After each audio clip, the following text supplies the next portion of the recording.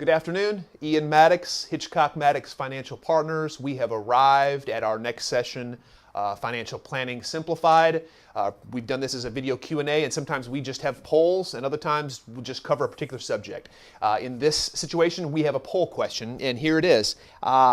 Is there an alternative to the 529 college plan that you can invest in that gives you more flexibility?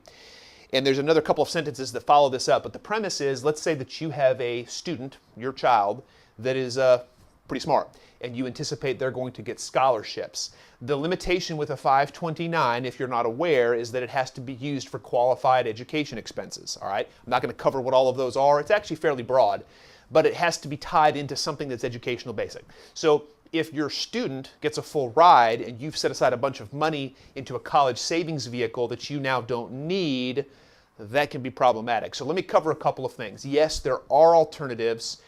There's trade-offs in every situation with this, but it's a good question. So if your kid is very smart, your student is very smart, and you anticipate they may get scholarships, you might look at a couple of different ways of saving for them. You could potentially use your own Roth IRA is something that people will sometimes use for college. The reason for that is that you can draw off of the basis. You have to follow a couple of rules, but you potentially can draw off the basis without having to pay taxes, which is kind of neat. But it's still structured as an individual retirement account, so the monies can then be used if you don't need all of them or any of them for your own personal future.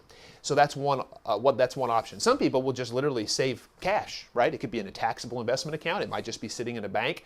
There's lots of different ways you can do that, and then that money is still yours. The downside is you're not really getting much of a tax advantage. So that's one of the draws to a 529, whether it's here in this state. We're in Alabama. Alabama has its own 529 plan, or if you live someplace else. Many states sponsor 529s. They will often give you a tax credit at the state level for contributions, which is a nice deal. So there's some tax efficiencies there. It also grows tax deferred, and if it's used for education purposes, essentially you don't ever pay tax on it. So there is a trade-off for that. However, I do understand the premise that if you have a smart child that's going to get scholarships, what do you do with the money if it's stuck in the 529? Well, the monies can be transferred to another beneficiary, and worst case scenario, you can always pay tax and a penalty on it and get the money back out. So I think partly this is something you just have to think through as a family. Is the 529 the best vehicle? Remember again though, it can be transferred to another beneficiary. You could use it. Maybe you're later in your career and you want to do something different. You can use the money yourself. So there is still flexibility, but you kind of have to look at those pros and cons. The one I see most often used, however, is a Roth as an alternative for college savings because it does have a little bit of flexibility there. Again, good question. Look forward to seeing you guys next week. Ian Maddox, HMFP.